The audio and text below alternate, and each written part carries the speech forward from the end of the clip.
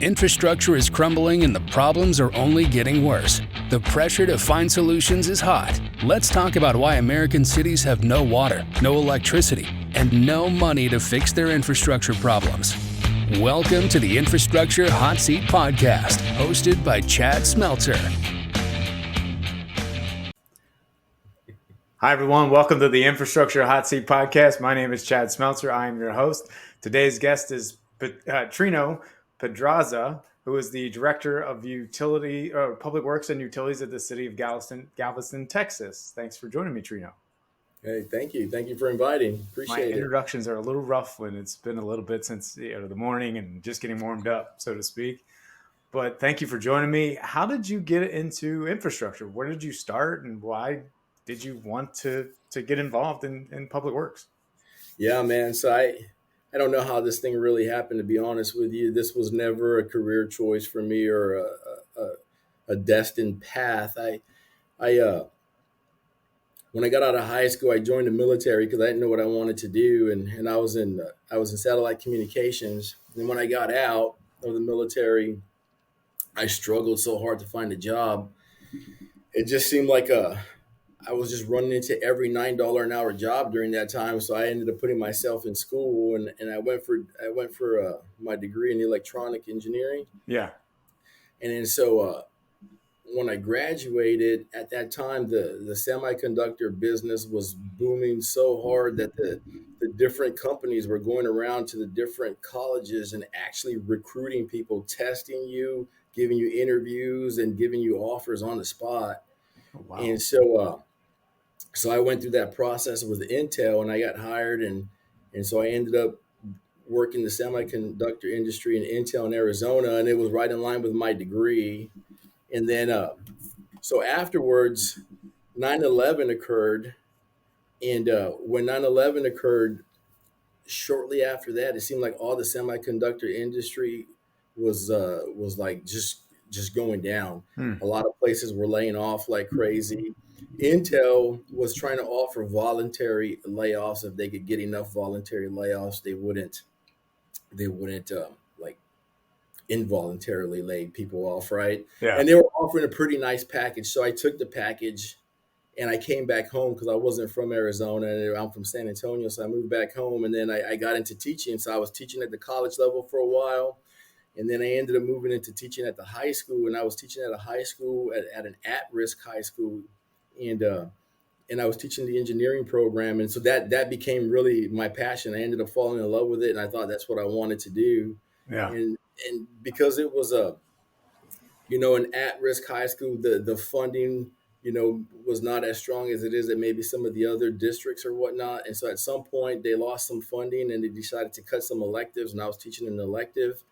And so I ended up receiving a pink slip, like an actual pink slip. It came in the mail the day after Christmas. And, I've always heard the term a pink slip. I had never actually seen one before or since, Yeah.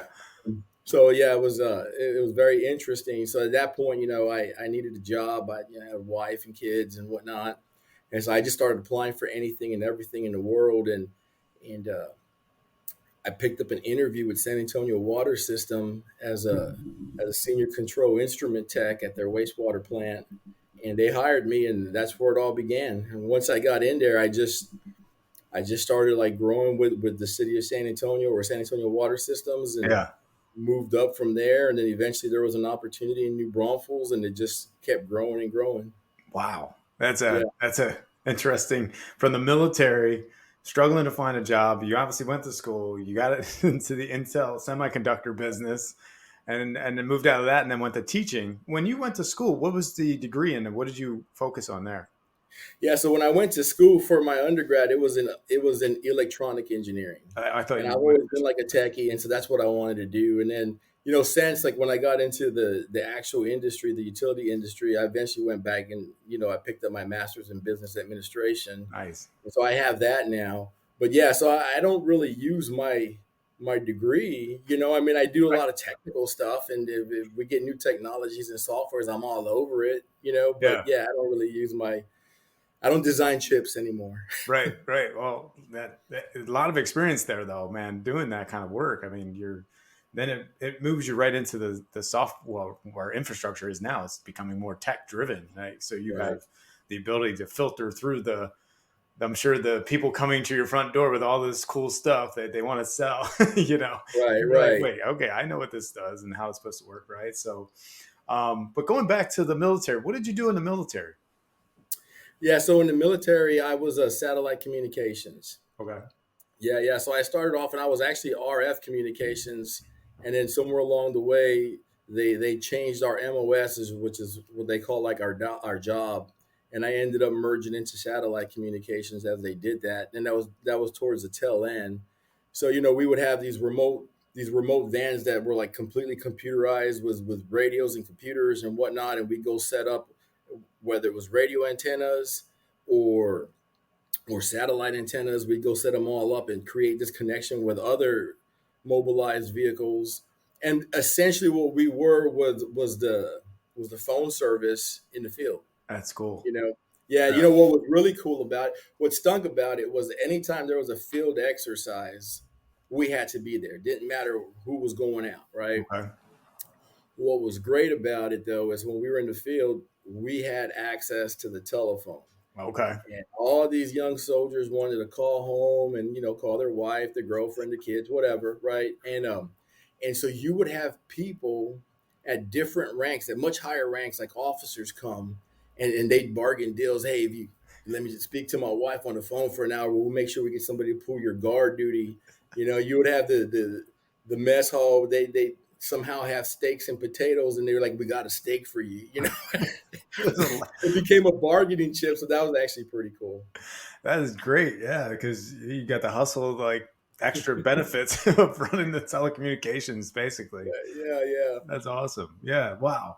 Okay. So then it sounds like right there is like the tech where you seem like a techie person, obviously with your background from what you just described, and then with the military example of like telecommunications, and then putting things to where things are now. And we'll get into like infrastructure tech, I'm sure, here as we keep going. But to kind of go back to San Antonio water systems, when you got involved there, what did you learn from just, when you started getting involved in the San Antonio water systems? Like, what was the positions you had? Like, did you work your way up through there? Because obviously you're a director now. Yeah. So originally I was a senior control instrument tech, and so I was at the wastewater plant, and I would program some points into their SCADA system, and then we'd also get like analyzers and antennas set up so that things could communicate. And you go in there and you program the spans and whatnot. So we started off that way, Okay. and so I did that, and it was fine, and there was nothing wrong. I was enjoying the position, but then eventually there was an opening called a technical planner, and what San Antonio was trying to do was to move into a scheduled, planned, coordinated effort with all their maintenance activities. Mm-hmm. And so this was back like in 2007-ish, I guess. Yeah. And so that was really interesting. It seemed right in line with a lot of the background that I had, or at least the Right. experiences I picked up in school. And so I put my name in the hat and interviewed. I ended up picking up the position. And so I was fortunate when I received the position. I was moved to a different group that was more like downtown San Antonio, with a director that was over, water and wastewater, and especially the maintenance aspects from the electrical, mechanical, and instrumentation side. And immediately after receiving the position and starting, the VP of that area, whose name is Steve Klaus, who then grew to become like their great COO.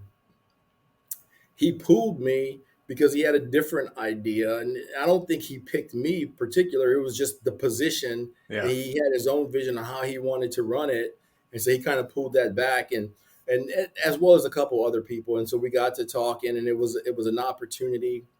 And during the time, he shared a vision of what he was wanting to do. And so I just began studying and I started to learn there was this whole different maintenance world that was, reliability centered maintenance, where they would do like root cause analysis and predictive maintenance and condition based maintenance and things like that, Yeah. reliability centered engineering and whatnot. And so as I started to look at it, it just all made sense to me. And I pitched the idea to him as he was soliciting ideas, and it worked for him. So the next thing you know, I became their predictive maintenance supervisor, and I started working that angle. Okay. At that time, though, my family and I were living in New Braunfels, and so I was doing an hour drive to San Antonio every day. Oof.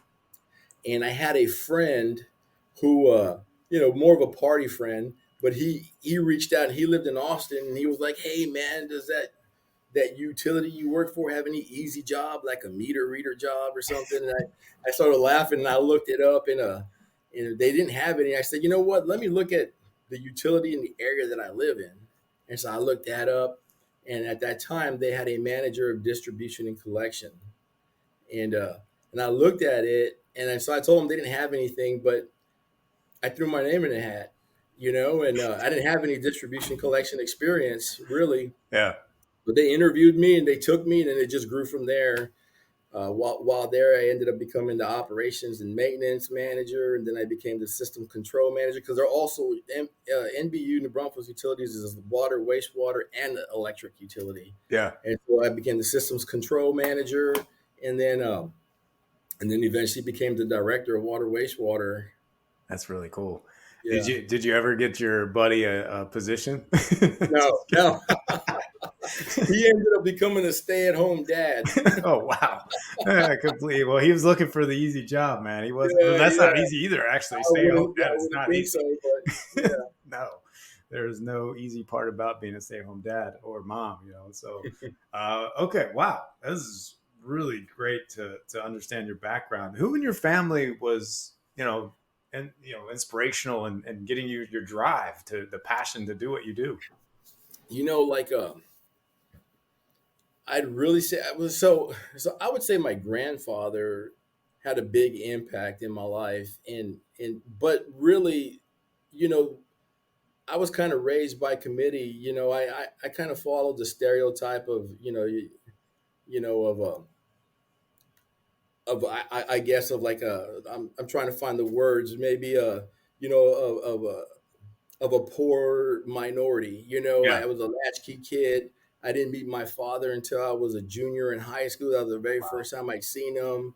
While my mother was pregnant, he beat her, and my family went and Oh wow. put her away. It was that kind of deal. Yeah. My mom, she worked really hard, and so she would work like 3-4 part-time jobs just to keep us afloat. Yeah. So while she was out there grinding, I was by myself. So Right. my aunts, my uncles, my grandparents, like everybody took part in raising me, and everybody did the best they could, and they all brought something to the table.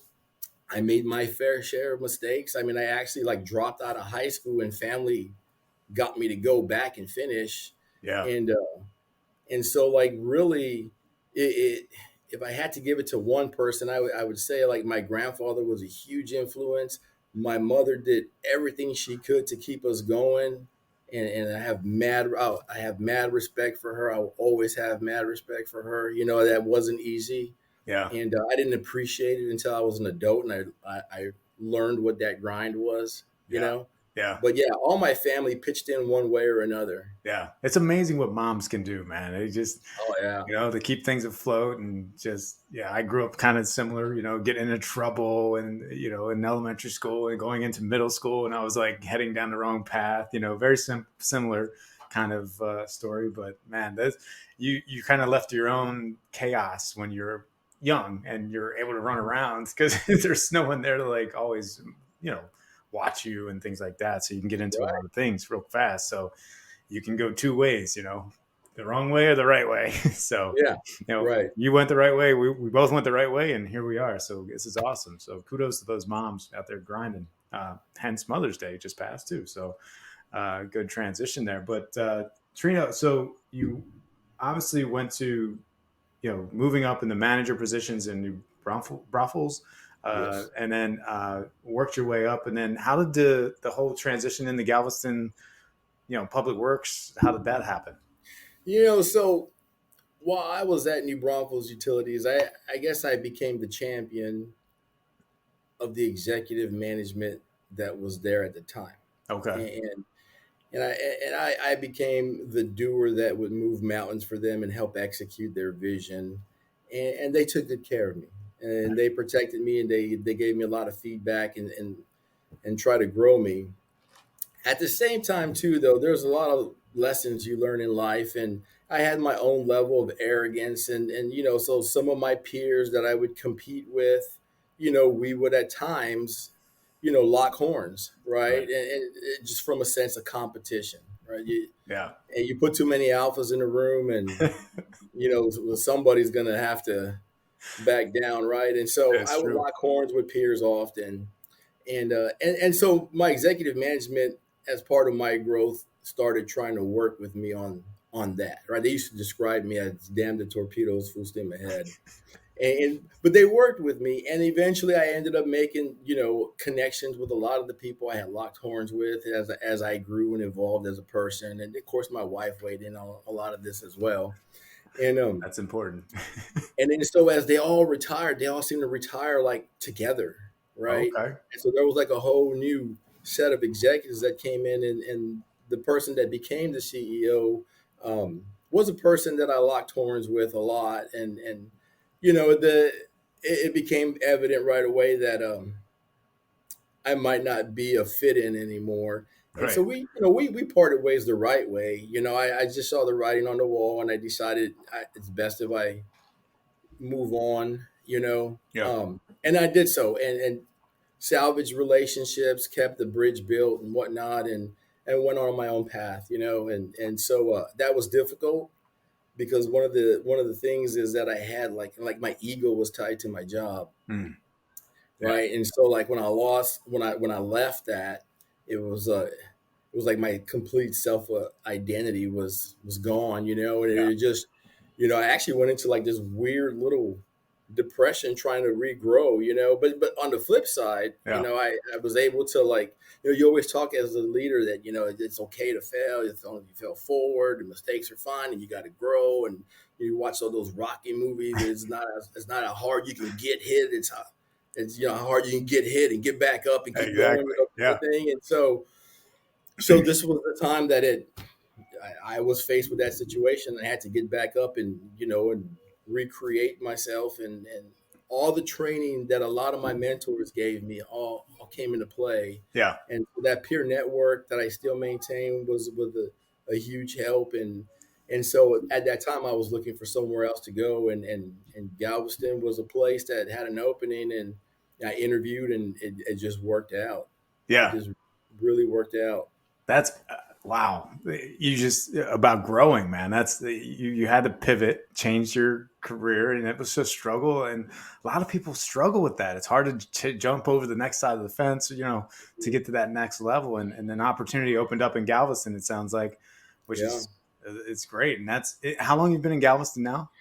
Man, so I've been here almost 3.5 years. I actually started in February of 2020, and then in March of 2020, well, COVID struck. Yeah. Yeah. Yeah. So it was Yeah. pretty interesting.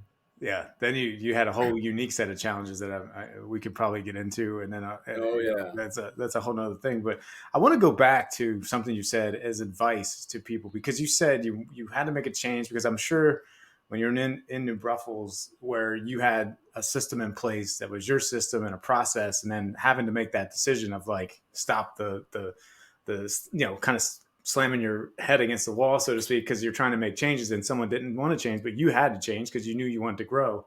What advice could you give to people that are in the same struggle? Hey, so it was hard for me at the beginning, and I guess everybody has to find like their own path, Mm-hmm. right? But what it really boils down to is soliciting feedback, Mm-hmm. not praise, right? 'Cause there's a difference between praise and feedback, and a lot of people will solicit feedback, but what they're really seeking is praise, Yeah, right? And when you give them actual feedback, they get all bent out of they don't shape. like it. Yeah. You have to understand that when you solicit that feedback, you're seeking that information. It doesn't mean you have to agree with it, right? Right. But in every story, there's some truth, Yeah. right? In every lie, there's some piece of the truth, and you got to pick out which pieces you might think are right, and then go with it from there. Yeah. Start trying to like incorporate it, and then as you start doing that, you start to change a little bit, and then the more you start to change, you keep soliciting feedback, and you get it from different groups, especially people who have hit the levels of success you wish to hit, Yeah. which is important, because vision sharpens vision, and Yep. and so you need that, right? And so that would be the biggest advice: is at some point when you're ready, you need to solicit feedback, and then you need to take it to heart. You need to act on it, Yeah. right? Because it's through that you actually upgrade your own skills. Yeah. Yeah. Yeah. It's super important. I just had a coach on who does leadership coaching for a city of Aurora, Illinois, and she was telling me about this 360 program where they get feedback from their peers, that are the people they work with, and give them feedback, and it's invaluable. The change that can happen when you start to look at your blind spots, so to speak. We had those discussions. It's super important. Well, and that was my breakthrough moment. So our company at New Braunfels Utilities had brought over that group, Leadership 360, and they worked with all of us managers and whatnot. And as we were going through it at that time, I was considering leaving because while the executive management, was good to me, every time I would apply for a director job, I wouldn't get it. And they would take the time to come back and tell me that it just wasn't your time, or this person just had this one deal, but keep going, keep doing, we're with you. And Yeah. but I kept missing the mark. And so just personally, I got frustrated with it. And so I started looking for another job, and I was going to move on. Yeah. And so this lady, she's speaking as part of it, and she's sharing the fact that every time she went to a place and she ran into what I was running into, she would leave. And she finally just came across a mentor that recognized what she was doing, and told her, like, every time your new car smell runs out, people get to see the real you and your real flaws. Yeah. And when they start to work with you on that, that's when you get frustrated and leave. And if you stay here, I'll grow you and whatnot. And that was like my aha moment, because I felt like that's what I was going through. And then I went looking for feedback from my peers, and most of my peers were like, "Oh no, you're great. Keep doing what you're doing." And I was like, "Nah, that's not it." So I found the one executive that did not like me. And That's where you start. yeah, and that's where I started. He ended up becoming like my greatest mentor. He's still a buddy of mine. We just spoke on the phone a week ago. Nice. He despised me. He was the one that described me as damn the torpedoes, full steam ahead. And so I had gone to him after going to several others that were telling me, "No, you're good. You just keep doing what you're doing." And I walked in his office, and I asked him for feedback, and he had this like this little grin, this little smirk, and he said, "Close my door, will you?" And then he went on, and he just let me know everything that he disliked about me, right? Wow. And so I took the beating, but I was ready for it. And so I took it. And in my head, I didn't agree with everything, but there were some things I did. Yeah. And I said, "Well, I can work on this and I can work on that." And I started trying to get to work. And I went back to him a second time later on, 2 or 3 months later. And I asked him for feedback again. And he gave me the exact same spiel, like if it was memorized in his brain. I said, okay, well, you already said all that, but I started doing this and this and this. Are you saying that you've not recognized anything? And he goes, "Well, I got to be honest with you. I wasn't looking. I didn't think you would ever take anything." Right. And from that moment on, he was like, "You keep doing it and I'll watch." And then he started watching, and he started getting involved and getting me connected with other people who would weigh in on my growth. And from there, it just evolved. That's awesome, man. Great stories. I mean, look, that's stuff people need to hear in this industry, especially because I think in infrastructure, we struggle with those things. Engineers struggle with those things. And people that are in the field, every day, the operators out there, they struggle with those things if they want to grow, if they want to. That's the biggest thing, right? You got to want to do it in order to succeed. So going back to Galveston, where you're at now and what you got going on, you started in 2020, correct? Right around there? Correct. Okay. Right. Right. The pandemic's going on, and you're basically walking into a whole new city, right? You didn't have a lot of knowledge about what's going on there. Nothing. Oh. Nothing. I walked in, and And so, I mean, the interview and everything was great, and everybody's been good to me from day one, right? But on my first day of work, the executive director of HR, who has moved on with his career, but at the time he looked at me after I was already here, Yeah. right? And he's like, Trino, if you can make it in Galveston, you can make it anywhere. And I was like, oh my God, why are you telling me that right now? You know, but Yeah. and it just kind of grew from there. What I just saw was there was a lot of things that there was a lot of low hanging fruit for growth. There was a lot of stuff that needed to be corrected and changed. That we seem to have some staff that might be ready for it, and we just kind of got to work. And I guess I was a different animal than they were used to. Yeah. I'm very mobile director. I don't typically just sit in my office and strategize and look at plans all day. I get out a lot. Hands on, man. I'm actually out probably more than I need to, because then all my work backs up, and then I'm doing work at 10 at night at home. Right. And someone else is mad at me at that point. Right. And so like I think it just worked here. I was able to make connections with staff right away. Yeah. They appreciated. Those that wanted to change appreciated the involvement. Those that didn't, well, obviously they didn't appreciate it. Right. And but we grew from there. And then once we had some wins, some victories, they began to become proud of the work that they were doing, and it just got a little bit easier from there. That's awesome, man. That's fantastic. I'm sure you hit a lot of resistance, and you had to make a lot of changes eventually. As you describe it, you're torpedo, right? I mean, that you've been in the game for a while in infrastructure, so you kind of had the experience to walk in there and say, well, this is what's worked, this is what hasn't worked for me, and here's where we're going to change what we're doing here in Galveston. I would assume is what you brought to the table, so to speak. And what has been some of the challenges you're dealing with now, as we got about 10 more minutes of the podcast? What has been some of your challenges with the technology that you're getting hammered with? As I've talked to operators out in the field now, and they're like, technology is making it worse for them. And I was just curious on what's going on your end with the transformation. Well, some of it, there's a lot of technology, right? So you got to kind of filter through it. Some of it's just junk, right? And then some of it like has some valid scenarios. And so like for me, I guess because of my technical background, I tend to be able to visualize like its use. And if I can visualize it, I'll jump all over it. If I can't, I'll ask, I'll watch, I'll maybe stay back a little bit.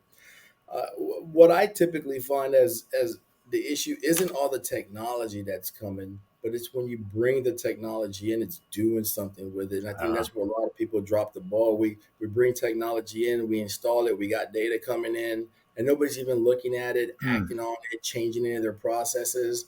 Not because they don't want to. Some of it's just because of a lack of training and lack of know-how, right? And so like, I don't know if it's because of my teaching background. When I bring these things in, I sit constantly with staff, and I keep bringing it back up over and over and over. And we look at things and we discuss things, and it's just like a broken record. We just keep doing it and doing it and doing it until I feel it's become a habit. Mm-hmm. I'll look at it and I'll start asking questions, and I'll know that they're not looking at it because they have that stunned look.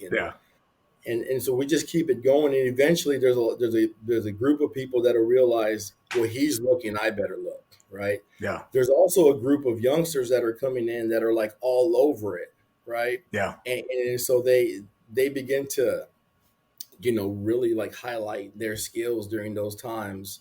And so, for me, it's really just making sure that we're training everybody.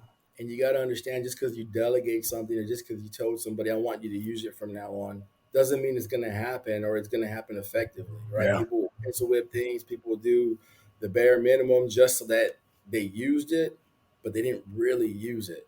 And Right. so, if you're going to invest in technology, you got to, immerse yourself into the whole thing with them and guide them through, and then eventually start to back off and let them run with it. Yeah. Yeah. I mean, that's at least my thought. Yeah, no, I think you're spot on is making sure you're there to guide them and making sure they have everything they need to utilize the tool that they were given, right? The technology, whatever it is, software, sensors or whatever we have out there these days. It's a quick and we're transforming quickly in this digital space that we're heading into, where everything's optimized and you want to have that data handy right away. All that information's got to be there. Where do you think we could improve on retention and getting more operators to want to get into public works? Is it the technology component? Because I feel like that, like you said, the younger crowd, the younger employees that are coming in want to soak it up.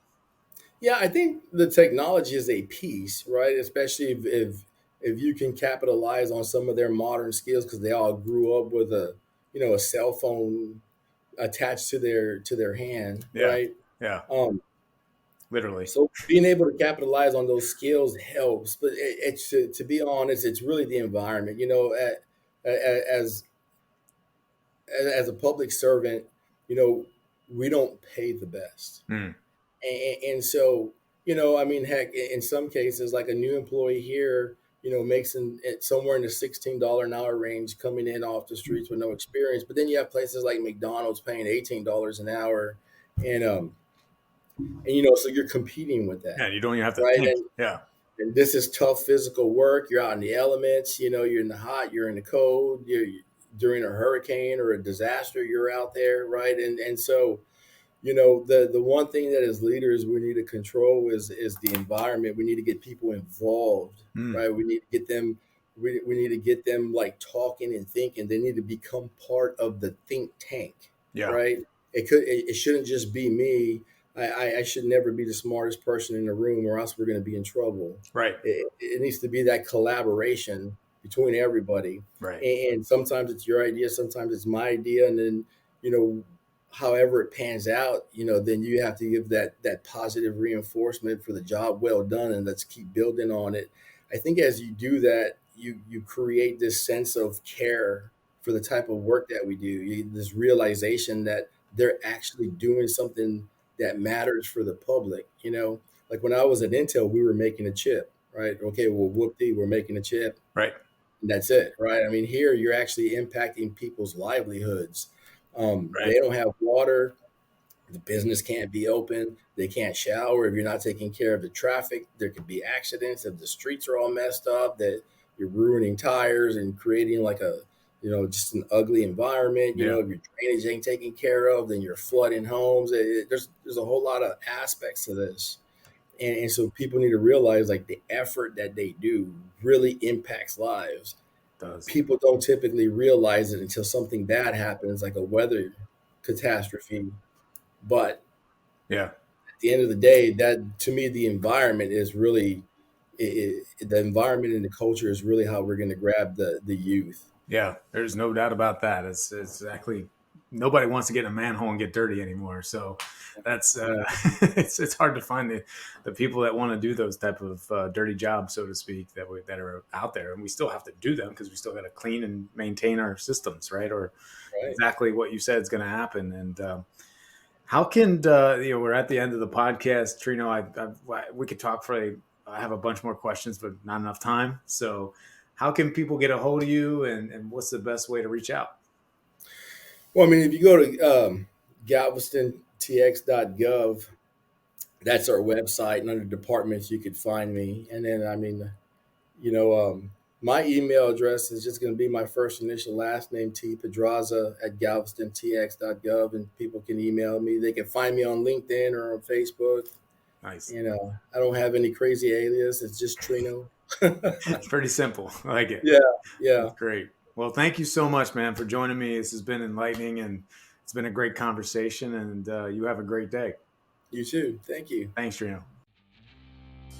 Thank you for listening to the Infrastructure Hot Seat Podcast. We hope that this show brought you some insight on relevant topics within the infrastructure world. Please join us every 2 weeks on Tuesday for the next episode. If you're interested in being a guest on this podcast, please set up a 15-minute interview with your host at calendly.com/Chad Smeltzer.